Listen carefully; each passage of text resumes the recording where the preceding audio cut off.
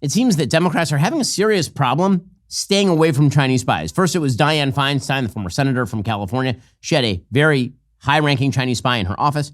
And then it turns out, of course, that Eric Swalwell was having with the Chinese spy named Fang Fang. You remember that one. And now it turns out that a top aide to New York's governor was an agent for the Chinese Communist Party. According to the Department of Justice, earlier today in federal court in Brooklyn, an indictment was unsealed charging Linda Sun with violating and conspiracy to violate the Foreign Agents Registration Act, visa fraud, alien smuggling, and money laundering conspiracy. Sun is alleged to have acted on behalf of the CCP.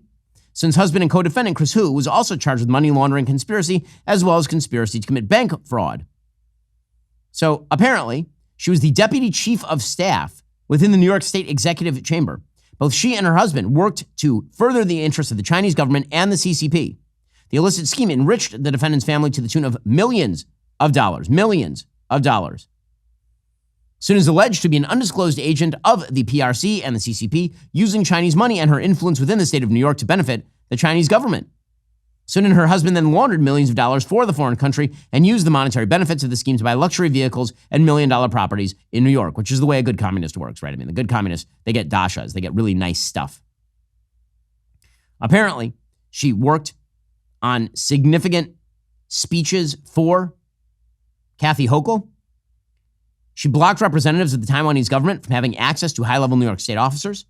She changed high-level New York State officers' messaging regarding issues of importance to the CCP. Again, weird that a person could get away with all of that for that long. Almost as though Democrats are peculiarly warm toward the Chinese government. I mean, so strange. It would be even stranger if perhaps the sitting president of the United States' son had cleared millions of dollars from the Chinese government. That would also be really, really weird. It also is kind of weird that China, according to the Washington Post, has now extended its repression directly into the heart of San Francisco. Quote, Chinese diplomats and pro-China diaspora groups based in the United States organized demonstrations in San Francisco that harassed and silenced protesters opposed to Beijing's policies, including through violence, during Xi Jinping's visit to the city in November. Now, you remember, he visited the city, so did Joe Biden, and that was when the mayor of San Francisco temporarily cleaned up the city. Well, it turns out the CCP basically used that entire event as cover to go after its political enemies inside the United States. Apparently, a number of diaspora group leaders have long-standing links to Beijing. Those ties include ties to the United Front Work Department, which is an arm of the Chinese Communist Party. An investigation based on an analysis of more than 2,000 photos and videos from Students for a Free Tibet, the Hong Kong Democracy Council, the China Democracy Party, Observer Social Media, and live streams, demonstrates that the Chinese government was actively intervening in the United States. While there was aggression from both sides, according to the Washington Post, the most extreme violence was instigated by pro-China activists and carried out by coordinated groups of young men embedded among them. Anti-Xi protesters were attacked with extended flagpoles and chemical spray, punched, kicked, had fistfuls of sand thrown in their face. The Chinese consulate in LA paid for supporters' hotels and meals as an incentive to participate. At least 35 pro-Chinese Communist Party diaspora groups showed up to the summit protests. Videos show at least 4 Chinese diplomats from the consulates in LA and San Francisco among the crowd of pro-CCC protesters. Chinese diplomats hired at least 60 private security guards to protect Chinese diaspora groups gathered to welcome Xi. So in other words, the Chinese government had forces on the ground in the middle of all of this to beat up people who are on the other side. We'll get to more on this in a moment. First, let me tell you why using the internet without ExpressVPN, it's like having a first aid kit but not keeping it stocked. That's pretty dumb. Like, it's empty. Then you have a horrible accident. And then you open up that first aid kit and it is totally empty. Just nothing there.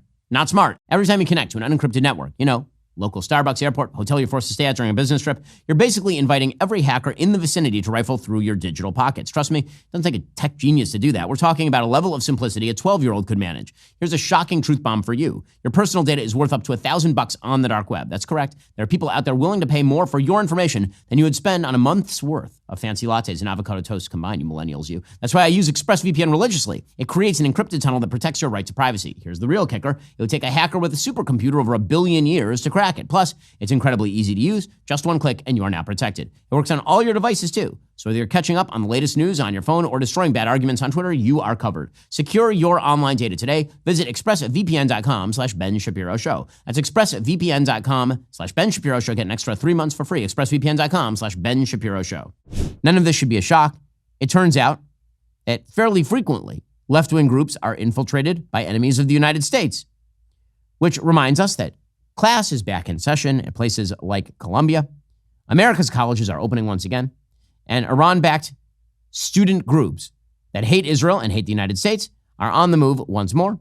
In fact, video has now emerged from the National Students for Justice in Palestine. They're active at Columbia. It is literally the first day of classes, and they are already going on about how evil America is and how it's time to divest from America. There's pictures of them having defaced, put paint on statues at Columbia. Doing a wonderful job. The National SJP over at Columbia University, already defacing the statues. They put out a statement, quote, "Divestment is not an incrementalist goal. True divestment necessitates nothing short of the total collapse of the university structure and American empire itself. It is not possible for imperial spoils to remain so heavily concentrated in the metropole and its high cultural repositories without the continuous suppression of all populations that resist the empire's expansion. To divest from this is to undermine and eradicate America as we know it," which is what they want. They want complete collapse of the entirety of the United States. They want to undermine and eradicate America as we know it. Undoubtedly, many of these groups are tied to the funding of Iran. And yet, a Western society that has left itself wide open to its manipulation by the Chinese Communist Party, by the Iranian government, by actual enemies of the United States, well, that has happened because it turns out that a morally relativist belief in the non-superiority of American values leads to an open mind so open that all your brains fall out.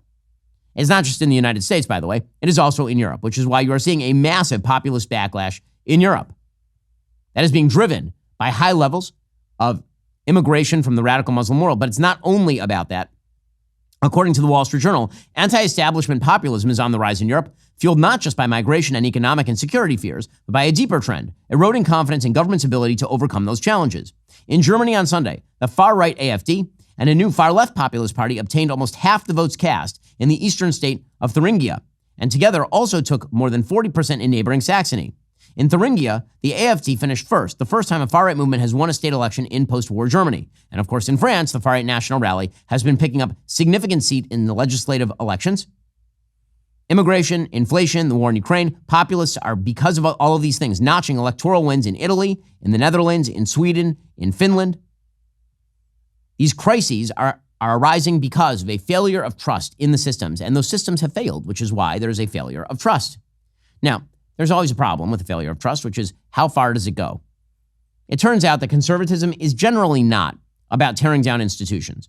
Right? It just sort of cuts against the conservative grain. Typically, conservatives are the ones who are attempting to maintain the institutions. But when the left takes over institutions and perverts them, conservatives are left with a very difficult choice. Do you attempt to regain those institutions and rebuild them from the inside, or do you try to tear them down? And if you attempt to tear them down, how far can you go tearing down institutions before you look more like a revolutionary leftist? It's one of the reasons why you're seeing this sort of bizarre populist horseshoe theory thing happening with the far right and the far left.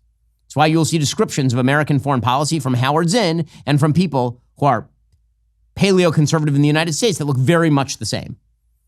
And the answer is, once you are now in the business of believing that all of America's institutions are so corrupt they have to be torn down, it's just a question of what comes after the tearing down. Okay, now, that doesn't mean that this hasn't been well earned. Okay, the populist uprising that's happening in Europe has, in fact, been quite well earned. It has to be done with caution. You would hope that the parties that take over have a shred of responsibility.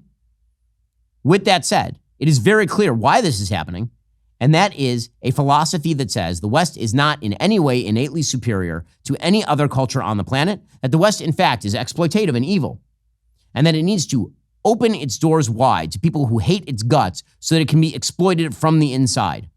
That is the only way to dissociate from sins of the evil past. And unsurprisingly, what that means is that the actual citizens of the West suffer, and then they rise up in populist movements. Again, what we are watching right now is a populist uprising all over Europe. It would be surprising if it didn't happen in the United States as well. There are concrete reasons why governments may feel less effective today. In France, Italy, and the UK, high public debt is restricting government's policy choices. Remember, the moral relativism of the left is usually tied to two other promises: massive welfare state redistributionism and sexual libertinism. Those are the two big promises. Well, it turns out massive welfare state redistributionism stagnates the economy, which makes people feel even worse. And sexual libertinism destroys family structures, which provide the solid basis for any functioning society. Again, only exacerbating the problems that these folks were put in power supposedly to alleviate. So, not a shock that you're seeing a populist revolution pretty much anywhere. Also not a shock that you are seeing that amidst a leadership failure that allows for the complete honeycombing of Western societies by sympathizers with enemies of the West. Okay, meanwhile, the situation in the Middle East continues to percolate.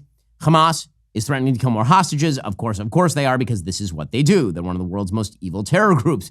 That, of course, is not a shock. Are you tired of the lies and the twists of the mainstream media talking points? Yeah, me too. Join me in my newest series, Fact, where I dismantle and bring truth to this tiring mainstream agenda.